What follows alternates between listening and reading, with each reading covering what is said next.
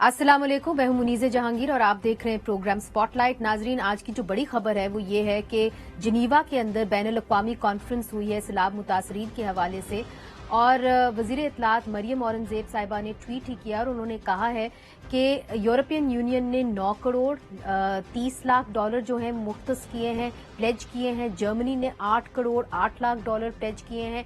चीन ने 10 crore dollar pledge किए हैं। इस्लामी तरक्याती बैंक ने 4 अरब 20 करोड़ डॉलर प्लेज किए हैं और आलमी बैंक ने 2 अरब डॉलर देने का ऐलान किया है और सऊदी अरेबिया ने 1 बिलियन डॉलर्स जो हैं ये प्लेज किए हैं। अब देखना ये है कि कैसे ये जो प्लेजेस हैं ये पाकिस्तान तक आएंगे और कैसे ये हतमी तौर के ऊपर जो है पैसे पाकिस्तान रिसीव करेगा और कब करेगा, ये बहुत बड़ा सवाल है। एक तरफ तो नाजरीन जो हुकूमत है वो बहुत सारे माशी बहरानों से लड़ रही है, मगर दूसरी तरफ हम देख रहे हैं कि जो पंजाब है वो तेजी से बहरान की तरफ बढ़ता चला जा रहा है। जो पाकिस्तान का सबसे बड़ा सूबा है, आपको याद होगा कि 19 दिसंबर को जो है गवर्नर पंजाब ने वज़ीर आला परवेज इलाही को कहा था कि वो एतमाद का वोट लें। उन्होंने एतमाद का वोट लेने से इनकार कर दिया था। जब इनकार कर दिया तो गवर्नर ने कहा कि ये डी नोटिफाई हो गए हैं और अब चीफ मिनिस्टर नहीं है। अब उस डी नोटिफिकेशन के खिलाफ परवेज इलाही साहब जो हैं लाहौर हाई कोर्ट के अंदर गए और लाहौर हाई कोर्ट ने डी नोटिफिकेशन के ऊपर स्टे दे दिया और कहा कि जो अगली समाअत होगी वो 11 जनवरी को होगी। तो अब सबकी जो नजरें हैं वो 11 जनवरी को हैं, मगर आज in show of strength Pakistan Muslim League Noon के जो वफाकी वजीर थे वो सारे पंजाब असेंबली के अंदर आए और उन्होंने पीडीएम का पार्लिमानी पार्टी का इजलास किया। आज उम्मीद उन्होंने की भी थी कि परवेज इलाही साहब एतमाद का वोट लेंगे, मगर उन्होंने लेने से इनकार कर दिया है। उन्होंने कहा है कि अगर वो वोट लेंगे तो फिर वो जो गवर्नर का इकदाम है, जो गवर्नर का नोटिफिकेशन है, उसको वो लीगलाइज करेंगे। वो उसको लीगलाइज नहीं करना चाह रहे। तो आज लॉ मिनिस्टर भी पंजाब असेंबली में थे, हम भी वहां पे थे और उन्होंने क्या कहा इस हवाले से और हमने फिर बात की स्पीकर जो हैं पंजाब असेंबली के, उनसे भी। आइए आपको दिखा देते हैं। चीफ जस्टिस साहब के लिए ये जरूरी है कि वो इस परसेप्शन को दूर करें और जो पॉलिटिकल केसेस हैं उनके हवाले से उन्हें उससे वो कोशिश वैसे करते हैं कि वो इज्तनाब करें, लेकिन पब्लिक परसेप्शन जो है वो दुरुस्त होना चाहिए। अदालतों में तो मामलात जाने की रीत जो है वो पिछले दौर में पड़ी है। परवेज इलाही साहब को आज भी एतमाद का वोट लेना चाहिए। अगर नहीं लेंगे तो आइन के आर्टिकल 130 क्लॉज 7 के तहत वो वजीर आला नहीं रहेंगे और उसके बाद 2 रोज में 3 रोज में उसका इंतखाब होना है। उसमें जो मेजॉरिटी जो के मेंबर्स प्रेजेंट में से मेजॉरिटी ले जाएंगे वो वजीर आला होंगे। अदालत ने पहले भी एक तरह से कुछ रियायत दी वजीर आला पंजाब को कि वो उनके पास वक्त थोड़ा है, तो वो मेरे ख्याल में वो थोड़े से बहुत ज्यादा वक्त उन्हें मिला है। आज भी अगर वो अदालती फैसले की तौकीर और अदालत की तौकीर को सामने रखते हुए आज भी अगर वो एतमाद का वोट लेते हैं तो मैं समझता हूं कि वो अदालत के कद में शायद इजाफा कर सके। बतौर आइन के एक तालिब इल्म के मैं समझता हूं कि आर्टिकल 130 क्लॉज 7 इतना क्लियर है। अदालतों को ऐसे मामलात में मैंने पहले भी अर्ज किया, कोशिश करनी चाहिए, इज्तनाब करना चाहिए, रेस्ट्रेन शो करना चाहिए कि जहाँ पे आईनी प्रोसेस कोई जारी हो चुका हो उसको ना रोका जाए। आपका जो पीएमएलएन की इस्तदा क्या होगी 11 जनवरी को? क्या यही होगी कि आर्टिकल 130 क्लॉज 7 के तहत जो है वो इनको लेना चाहिए वोट ऑफ कॉन्फिडेंस? के अलावा आइन में कोई और डिस्कोर्स है ही नहीं है। आइन बहुत सिंपल और बहुत सादा और बहुत वाज़ेह है इस मसले में। आज का जो पाकिस्तान का राइजुल वक्त कानून है उसके तहत ये गवर्नर की सवाबदीद और उसका इख्तियार है और कुल्ली इख्तियार है गवर्नर का कि वो वजीर आला से ये रिक्वायर करें कि उनकी नज़र में उनके पास मतलूबा अक्सरियत नहीं है, यानी 51% नहीं है और वो एतमाद का वोट लें। और उसकी सबसे बड़ी शहादत ये है कि पिछले 15 दिनों से वजीर आला पंजाब जो हैं वो अदालती स्टे के पीछे छुपे हुए हैं। आज असेंबली का सेशन है, आज मैं समझता हूँ उनके लिए फैसला कुन दिन है। अगर आज वजीर आला परवेज इलाही एतमाद का वोट नहीं लेते तो कानूनी तौर पे अखलाकी तौर पे उन्हें वजीर आला रहने का कोई हक नहीं है। पाकिस्तान मुस्लिम लीग नून कितने लोगों के साथ इस वक्त राब्ते में है? पीटीआई के कितने लोगों के साथ जो इस तरफ शायद आना चाहते हैं? राब्ते में सिर्फ उनका ज़मीर है उनके साथ। वो अपने दिल की आवाज़ पे जो अंधेर नगरी मची हुई है, जो इतलात हैं, जो कहानियां आप सुन रही हैं, किस तरह से फ्लाइट कैपिटल हो रहा है, किस तरह से लूट मार है, लाहौर के मास्टर प्लान बदले गए हैं। मेरे ख्याल में लोगों के दिल धड़कते हैं, उनके ज़मीर जिंदा है, वो अपने ज़मीर के मुताबिक फैसला करेंगे, हमारा राब्ता नहीं। स्पीकर साहब, जो एक बात सामने बार बार आ रही है और वो ये आ रही है कि चूंकि खुद खान साहब टीवी पे आके कह चुके हैं कि जी अगर वोट ऑफ कॉन्फिडेंस वज़ीर आला नहीं लेंगे तो हमारे पास भी ऑप्शन है कि हमारे एमपीएस आके रेजिग्नेशंस दे सकते हैं। तो क्या ये इस ऑप्शन को अभी तक आप देख रहे हैं, इसके ऊपर गौर? वो तो आखिरी ऑप्शन है ना जी। पहली ऑप्शन है कि हम वोट ऑफ कॉन्फिडेंस लें, वोट ऑफ कॉन्फिडेंस लोगों को दिखा के और उसके बाद हम असेंबलीज डिसॉल्व करें, हम फ्रेश इलेक्शन में जाएं। हम आवाम के पास फ्रेश इलेक्शन में जाना चाहते हैं, हमें कोई परेशानी नहीं है। चेयरमैन का नैरेटिव जो है इस वक्त हॉटेस्ट बात वही है जो मार्केट में बिक रही है, चेयरमैन का बयानिया। तो रेजिग्नेशन ऑप्शन अभी तक है? नहीं, रेजिग्नेशन वाली एंड वाली बात है। हम रिजाइन में क्यों जाएं? जब हमारी इंशाल्लाह मेजॉरिटी है, हम असेंबली को डिसॉल्व कर सकते हैं। तो रिजाइन में जाने की तो तब है ना कि हमारे पास माइनॉरिटी में हो और हमारे पास तादाद पूरी ना हो। जब तादाद पूरी है तो इंशाल्लाह रेजोल्यूशन की तरफ। परवेज इलाही साहब कह रहे हैं कि जी जरूरी नहीं है कि आप इस वक्त डिसॉल्व करें। वो हमारी पॉलिटिकल पार्टी है ना, हमारे एलआई हैं, तो उनका अपना एक व्यू पॉइंट तो है। हम एक जमहूरी इत्तेहाद है, हमने एक दूसरे को बुलडोज तो नहीं करना ना, हमने इकट्ठा चल रहा है। मगर नाजरीन, आपको याद होगा कि इमरान खान साहब वाज़े तौर पे कह चुके हैं कि 11 जनवरी से पहले परवेज इलाही साहब इत्तेमाद का वोट लेंगे। अब क्या वो अपने इस बयान से पीछे हट रहे हैं या अपने एक सियासी मौकफ में लचक दिखा रहे हैं? इस हवाले से राना सनाउल्लाह साहब ने क्या कहा वो भी आपको दिखा देते हैं।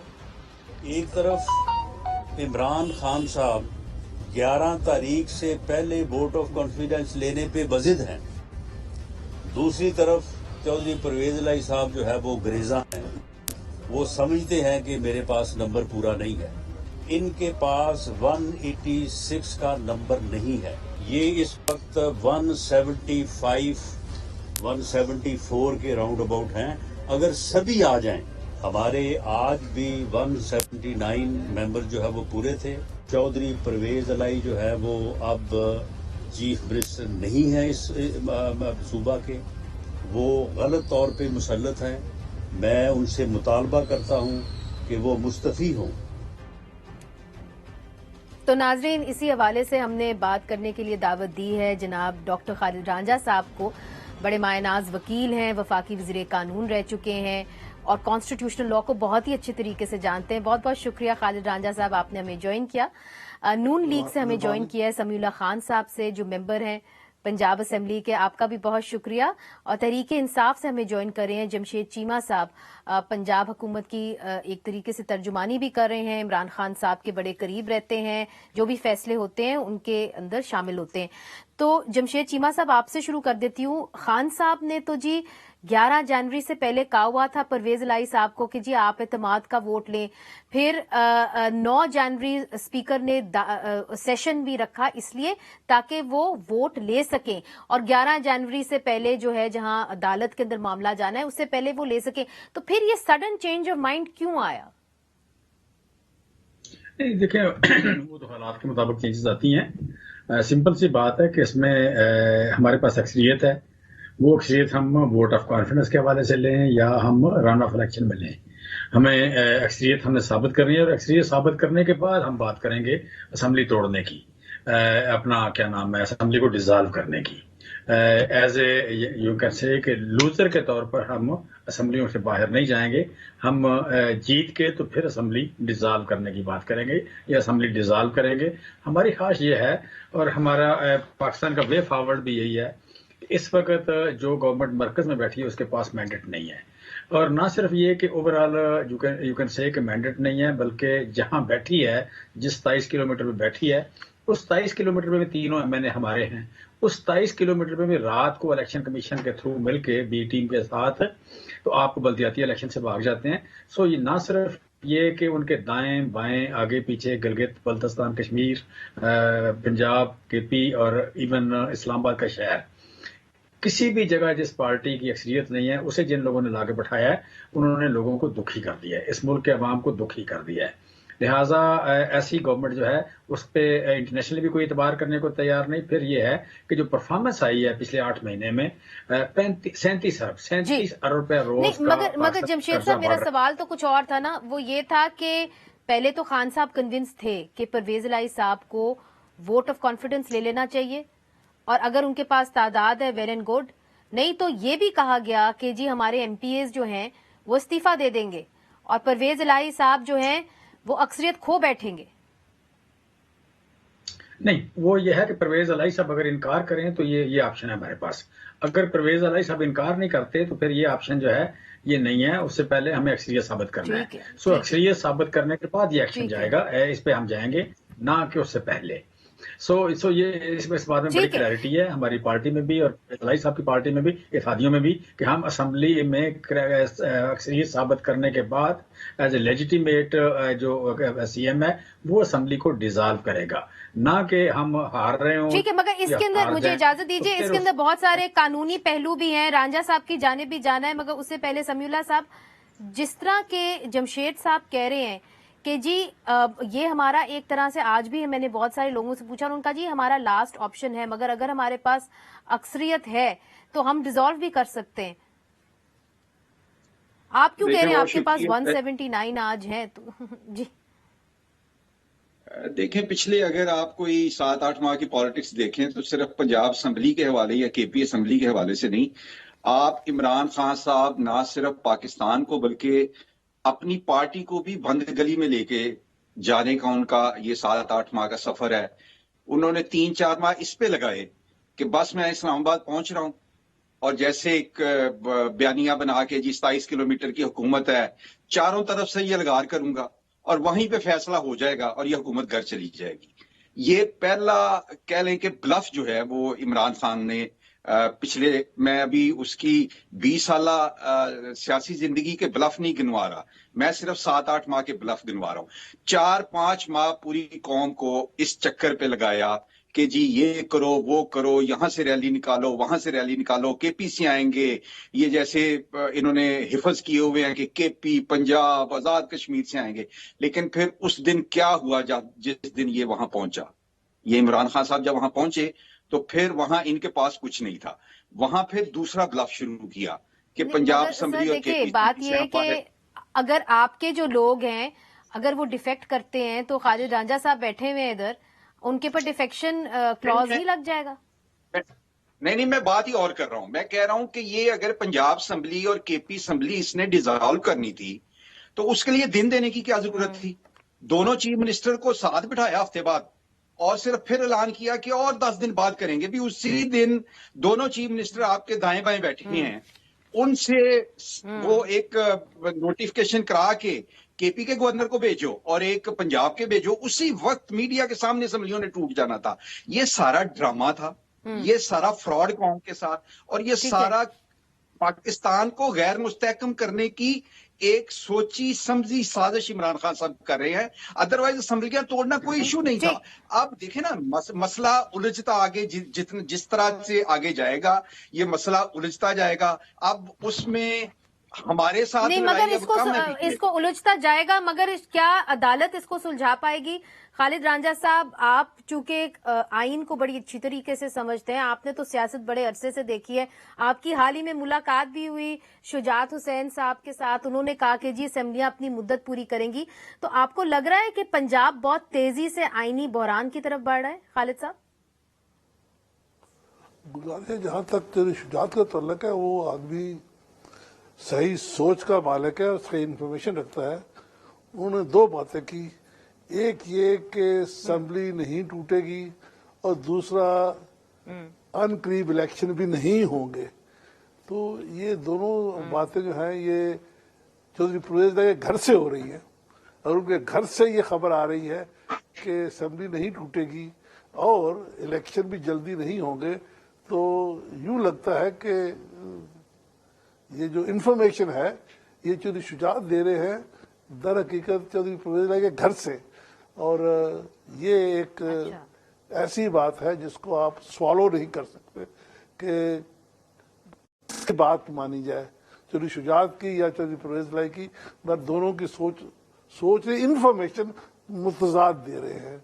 और जहां तक है इसका डिसॉल्व आप करने का समझते तलब, हैं एक मैं तरीके से समझता हूँ चौधरी वो शुजात जो है वो चौधरी परवेज इलाही साहब की तर्जुमानी कर रहे हैं?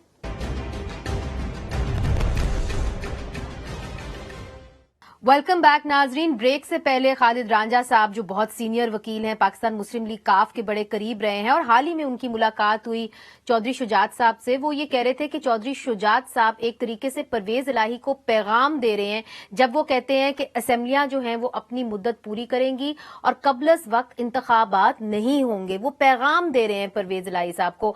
रांझा साहब सिर्फ पैगाम दे रहे हैं या एक तरफ से परवेज इलाही साहब की तर्जुमानी कर रहे हैं? तर्जमानी तो शायद आप कह सकते हैं, लेकिन मुझे यूं लगता है कि जहां वो खड़े हैं वो सिर्फ पैगाम देने की हैसियत में है, तर्जमानी की पोजीशन उनकी अभी नहीं है। और ये जो मामलात है ये लाहौर हाई कोर्ट में जाएंगे, आप तो कानूनी माहिर हैं, ये मामलात कैसे सुलझेंगे? या आप समझते हैं कि लाहौर हाई कोर्ट में ये मामला और भी उलझ जाएगा और जो कानूनी बहरान पंजाब में पैदा हुआ है ये और गहरा हो जाएगा? अब तो मैं समझता हूं जो लाहौर हाई कोर्ट है उसकी अहमियत पंजाब असेंबली से बढ़ गई है। और जो हमारे दोस्त हैं असेंबली में बैठे हुए, उन्हें ये सोचना चाहिए कि जो पॉलिटिक्स है उसको हम रखें पार्लियामान में, उसको न लेके अदालत में। वो एक फॉरेन ग्राउंड है और हमें अदालत को पार्लियामान से खेलने की इजाजत नहीं देनी चाहिए और अदालत को भी इत्तेनाब करना चाहिए। लेकिन हम खुद चले गए हैं अदालत के बीच में। वो लोग वकील हैं बेसिकली, वो फैसला करते हैं फाइल पढ़ के, उनकी वो सियासी सोच हो नहीं सकती। और हमने सियासी सोच जिसकी नहीं है उसको सियासी फैसला दे दिया है। ये बड़ी आपने दिलचस्प बात की। अपने दोस्तों से रिक्वेस्ट करूंगा कि let's keep politics out of the courts. ठीक है जमशेद साहब, ये रिक्वेस्ट जो रांझा साहब कर रहे हैं, बड़े ही मायनाज कानूनदान भी हैं, सियासत इतने अरसे से देख रहे हैं, वो कह रहे हैं मामला क्यों आप अदालत में घसीट रहे हैं, इसलिए चूंकि उनकी वो सियासी सूझबूझ हो ही नहीं सकती जो आप लोगों की हो सकती है। तो बेहतर नहीं था कि ये मामला प्रोविंशियल असेंबली पंजाब के अंदर ही रिजॉल्व हो जाता? और इसकी अभी भी कोई ऐसे असरात हैं कि हो भी सकता है? देखें, ये रांझा साहब की बात बिल्कुल ठीक है, ये 100% बात उनकी ठीक है, मैं उनकी बात से इत्तेफाक करता हूँ। लेकिन बड़ी आप कह रहे बड़ा अनफॉर्चुनेट है कि यहाँ पे दो पार्टियां जो सबसे पुरानी हैं, you can say Peoples Party पुरानी पार्टी है, फिर जमीयत उल इस्लाम उससे भी पुरानी पार्टी है, फिर मुस्लिम लीग नून एक जो नई शक्ल में भी बड़ी पुरानी पार्टी है। पुरानी शक्ल तो 1906 से शुरू हुई। तो ये पुरानी पार्टियां जो है अगर देखें तो जो रिसेंट आप कह लें जो किस्त है, एक सीरीज है वाकयात की, उसमें कहीं भी रूल ऑफ लॉ की या जमहूरी कदरों की या जमहूरी फैसले वो नहीं है। एक अकलियत को हुकूमत में बैठी, फिर वहां पे बैठ के एक साबिक वजीर आजम को कत्ल करने की कोशिश की गई और उस कत्ल को करने की कोशिश के बाद कातल को प्रोटेक्शन दे रही है गवर्नमेंट, कातल को वकील मुहैया कर रही है, कातल को पीटीवी मुहैया करती है। और उससे पहले एक वावडा जैसे बंदे को खरीद के धमकी दी जाती है, फिर मतलब गोलियों का या जो शहीद हुआ बंदा उसका या जिन लोगों को गोलियां लगी उसका मजाक उड़ाया जाता है। या आप कह रहे हैं अभी भी हमारे दोस्त समी साहब जो हैं, ये भी आप कह रहे हैं कि इनकी वाइफ या खुद पार्लियामेंट में है, वो बात कर रहे हैं कि जी इस्लामाबाद में आके क्या कर लिया। भाई देखें, जमहूरियत में तो आपने अक्सरियत शो करनी होती है, जमहूरियत में तो आपने प्रोटेस्ट शो करना होता है, जमहूरियत में आपने डंडा लेके गोली लेके टैंक लेके तो नहीं आना। हमने टैंक तो टैंकों वाले तो और हैं, हम तो दलील वाले हैं, हम तो अक्सरियत वाले हैं, हम तो वोट वाले हैं, हम तो अंगूठे वाले हैं। अंगूठे वाले हैं तो अंगूठे वालों ने नहीं, शो करना था। मगर फिर उम्मीद ये होगी ना कि आप लोग सब टैंकों वालों की तरफ ना देखें। हाँ। मनीजा दरम्यान में टोके सेंसिटिव टॉपिक है, दरम्यान में जी मुकम्मल कर, जी मुकम्मल कर, कंप्लीट कर लेते। मैं कह रहा हूं कि देखें, हम जब इमरान खान बाहर आए तो लोग साथ बाहर आ गए, जब उन्हें निकाला गया तो हुकूमत गिराई गई तो लोगों ने इसको पसंद नहीं किया, लिहाजा दुनिया के 100 शहर में लोग बाहर आए। इमरान खान ने जिस दिन कहा पूरी दुनिया में 100 शहर में, कभी पाकिस्तान में इस तरह एहतजाज नहीं हुआ, लोग स्क्रीन लगा के बैठ गए। फिर होता है कि जी नहीं ये इसको नहीं हम मानते, इलेक्शन हुआ, हम जीत गए। सूबाई असम्बली में इलेक्शन हुआ, फिर कौमी असम्बली का इलेक्शन हुआ, वो जीत गए और वो बंदा जीता 8 सीटों से या 7 सीटों से। बेहतर होगा थोड़ा सा मुख्तसर रखें ताकि सबके साथ बात हो सके। मैं वापस, लोग हमारे साथ हैं, जब साबित कर दिया और लोग इलेक्शन चाहते हैं और लोगों ने हमारे नैरेटिव की सपोर्ट कर दी, तो फिर आपको चाहिए था इलेक्शन में जाते।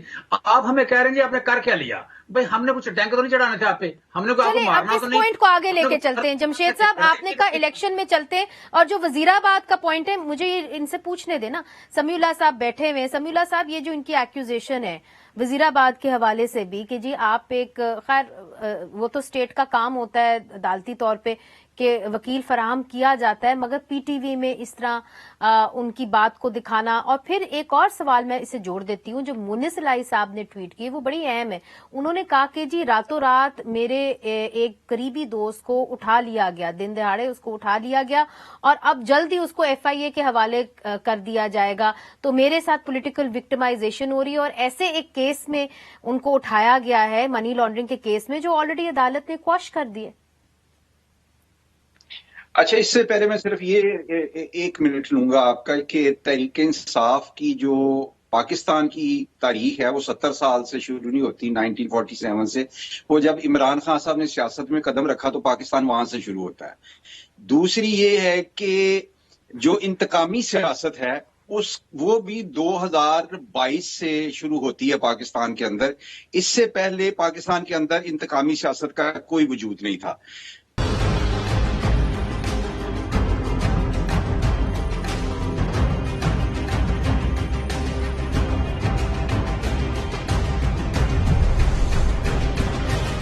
ब्रेक से पहले बड़े वाजे तौर पे कहा कि जो मुनिस इलाही साहब ने ट्वीट की थी कि मेरे करीबी दोस्त को जी किसी ने उठा लिया है, फिर FIA में उनको भेज दिया जाएगा, वो रीअपेयर हो जाएंगे, तो उन्होंने कहा है कि इस वक्त वफाक की किसी भी एजेंसी के पास उनके जो करीबी दोस्त हैं वो नहीं है।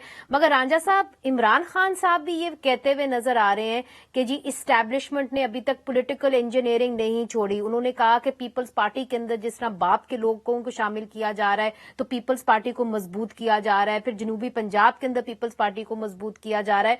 तो अब आप क्या समझते हैं कि जो ये बातें कर रहे हैं ये दुरुस्त कर रहे हैं कि अब बारी जो है वो किसी और सियासी जमात की आ गई है?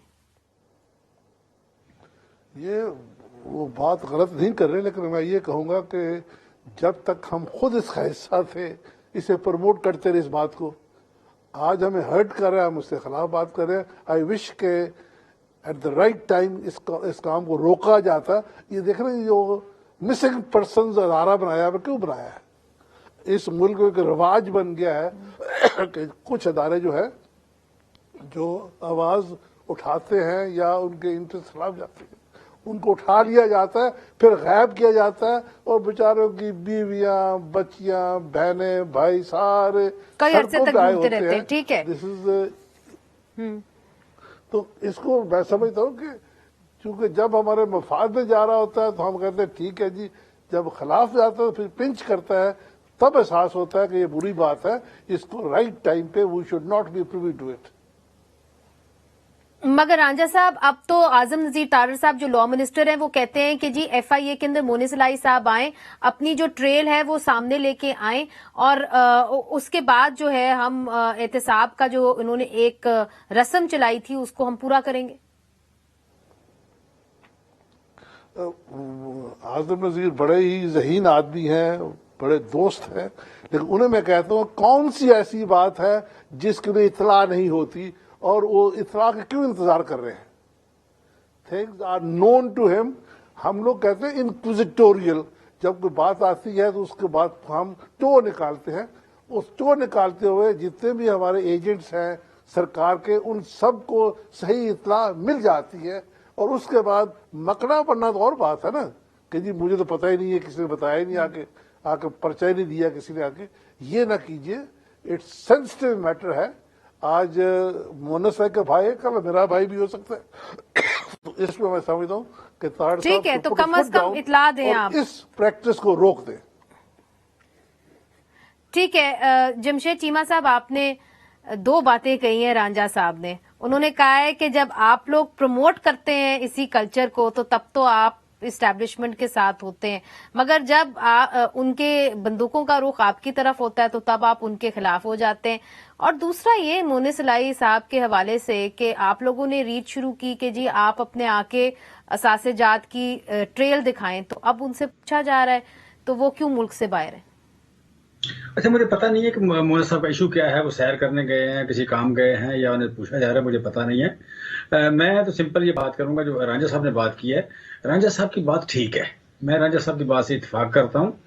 मैं समझता हूँ कि ये जो इस मुल्क में हुब्बुल वतनी का काफी चूरन बेचा गया और फिक्री मुगालता मौजूद था कि जो भी इख्तलाफ करे वो शायद हुब्बुल वतनी नहीं है, और हुब्बुल वतनी जो है या एक गद्दारी जो है, वो कुछ लोगों का काम गद्दारी करना है और कुछ लोग जो हैं वो कस्टोडियन है हुब्बुल वतनी के सर्टिफिकेट के। अब हमें खुद भी एक्सपीरियंस हो गया, तो आइंदा कभी हमारे हमसे वो आप कह लें कि उतनी ज्यादा रुमान साहब ने देखा तो रांझा साहब या आप जरूर शिकायत करना। मैं समझता हूँ उस तरह नहीं जाएंगे। हमें जो समझ लगी है कि किसी मुल्क में लॉ के बगैर, रूल ऑफ लॉ के बगैर नहीं चल सकते। आप फौज है, पुलिस है, FIA है या दूसरी अदालतें हैं, कानून के मुताबिक डील करें। और कानून में काफी गुंजाइश है किसी बंदे को फिक्स करने की, सजा देने की, इंसाफ करने की गुंजाइश मौजूद है। जब कानून में मौजूद है तो फिर हम कानून से हटके हुब्बुल वतनी के नाम पे, जल्दी के नाम पे, क्या नाम है, सस्ता इंसाफ, फास्ट इंसाफ वगैरह वगैरह कई खूबसूरत नाम रख के हम ये ना करें। इसने कभी हेल्प नहीं किया। चले, कम से कम आपने ये एग्री किया कि जो सेडिशन के पर्चे कटे थे आपके दौर में सहाफियों के, वो शायद सही नहीं थे, तो अब आप कह रहे हैं कि दुरुस्तगी होनी चाहिए। कानून के मुताबिक ही होना चाहिए। मुझे मतलब एक एक पर्चे का मैं सारों के पर्चों का ब्लैंकेट तो माफी दे नहीं सकता, या ब्लैंकेट के लिए मैं माफी नहीं सकता। मैं कानून की बात कर रहा हूँ कि कानून के मुताबिक होना चाहिए। ये जो आप पहले बंदा गायब हो जाना, मिसिंग हो जाना, पार्टियां तोड़ना, पार्टियां बनाना, फोन आने, ये सारे गैर कानूनी हरकतें हैं, ये सारे गैर कानूनी हरबे हैं। एक बात बताइएगा कि क्या आज परवेज इलाही साहब और आप एक ही पेज के ऊपर हैं कि नहीं है? ये बहुत जरूरी सवाल है। आज सब ये कर रहे थे, आप लोग एक पेज पे। मैं और मेरी बीवी एक पेज पे नहीं है, ठीक है। मैं और मेरा बेटे के दरमियान, मेरा छोटा बेटा 9 साल का, मेरा और उसका इलेक्शन हुआ है। उसने 13 वोट लिए, मैंने 6 वोट लिए। हम एक पेज पे नहीं। आज शाम की बात कर रहा हूँ, हमारा इख्तलाफ था। उसने कहा इलेक्शन करवा लें, उसने 13 वोट लिए घर में से मुलाजमों के, और बाकी मैंने 6 वोट लिए। सो बेसिकली एक पेज होना जरूरी नहीं है। बेसिक बात है इख्तलाफ राय को मुआशरों का सहना, इख्तलाफ राय के होते हुए इकट्ठे चलना, इख्तलाफ होते हुए बर्दाश्त करना, ये इंपॉर्टेंट है। और आपने बड़ी खूबसूरती से बात अपनी कर दी, बड़ी खूबसूरती से बात कर दी। आप कह रहे हैं कि गैरिजन अप्रोच नहीं है, मुआशरे में इख्तिलाफ राय खूबसूरत होता है। ठीक है, इख्तिलाफ राय को ही आगे लेके समीउल्लाह साहब आपकी जानिब आती, उन्होंने तो कह दिया कि जी इख्तिलाफ राय तो हर के अंदर है, लेकिन रहना मियां बीवी में भी होता है। अच्छा, मगर मुझे ये बताइए कि लेट्स से कि vote of confidence chief minister साहब नहीं ले सकते, तो आपके पास वो नंबर ही नहीं है चीफ मिनिस्टर बनाने के। अगर आप 177 के ऊपर बैठे हुए हैं तो आपको 186 दरकार है, और अगर आपको रन ऑफ द वोट भी दिया जाए तो उसके अंदर भी शायद आप वो पूरे ना कर सके। इसके बारे में आप क्या करेंगे? नहीं, इससे पहले ये तो बड़ा इसका सिंपल सा जवाब है, लेकिन इससे पहले मैं सिर्फ ना एक एग्रीमेंट जो मेरे भाई ने, चीमा साहब ने कहा है, वो एग्रीमेंट है कि हम सारी जमातों ने गलतियों से सीखा है और हम इस नतीजे पे पहुंचे हैं कि आइन के अंदर जिस अदारे की जो जिम्मेदारी है वो उसको पूरी करनी चाहिए। और इसके ऊपर मेरा ये यकीन है एज ए पोलिटिकल वर्कर कि इमरान खान साहब अभी भी इस पे नहीं है। अभी भी जब वो अपनी बात करते हैं उसमें 3 तरह की बातें होती हैं। वो अभी भी एक तरफ तो कहते हैं रूल ऑफ लॉ होना चाहिए, इदारों को अपनी हदूद में जाना चाहिए, लेकिन उसी सांस में वो उन्हीं इदारों से गैर आईनी डिमांड्स कर रहे होते हैं। इसलिए इमरान खान साहब के बारे में मैं पाकिस्तान की तारीख पे थोड़ी बहुत नजर है, बड़ा क्लियर हूं कि उनको मुस्तकबिल में दोबारा मौका मिलेगा इन अदारों को अपने मुखालफिन के खिलाफ इस्तेमाल करने का, तो 1 मिनट नहीं लगाएंगे, बिल्कुल नहीं हिचकिचाएंगे। दूसरी बात जो आपने की पंजाब असेंबली के अंदर एतमाद का वोट अगर वो हार जाते हैं तो आपके पास नंबर्स नहीं है सर। हाँ, मैं उसी की बात कर रहा हूं। देखें, बड़े रूल्स बड़े वाज़ेह हैं कि अगर रन ऑफ इलेक्शन में किसी को 1 वोट की बर्तरी भी हासिल है तो उसका चीफ मिनिस्टर उस सूबे का चीफ एग्जीक्यूटिव होगा। और अल्लाह की मेहरबानी से ये मेरी बात नोट कर लें, जब ये मरहला आया मुस्लिम लीग नून एक वोट नहीं, एक से ज्यादा वोटों के साथ अपना चीफ मिनिस्टर जो है पंजाब असेंबली के अंदर मुंतखब करवाएगी। ठीक है, ठीक है। अनफॉर्चुनेटली मेरा बिल्कुल वक्त खत्म हो गया। बहुत बहुत शुक्रिया समीउल्लाह साहब, आपने हमें ज्वाइन किया और आपने बता दिया है कि जी अगर हम अपना चीफ मिनिस्टर लेके आए तो रन ऑफ द वोट हम जीत जाएंगे। जमशेद चीमा साहब, आपका भी बहुत बहुत शुक्रिया। और खालिद रांझा साहब ने जो एक डिबेट शुरू की, जिसके ऊपर ताज्जुब की बात है कि पाकिस्तान मुस्लिम लीग नून और पाकिस्तान तहरीके इंसाफ जो है उन्होंने अग्री किया है। वो ये समझते हैं कि आइंदा से अगर कोई भी हुकूमत आए तो उनको जमहूरी तकाजे पूरे करने चाहिए, ना कि इस्टेब्लिशमेंट की तरफ देखना चाहिए। अब देखना यह है कि जब सब हुक्मरानी करेंगे तो क्या वाकई में जो आज रियलाइजेशन है कल उसके ऊपर अमल दरामद कर सकेंगे कि नहीं, ये वक्त हमें बताएगा। मुनीज़े जहांगीर को आज के लिए इजाजत दीजिए। खुदा हाफिज।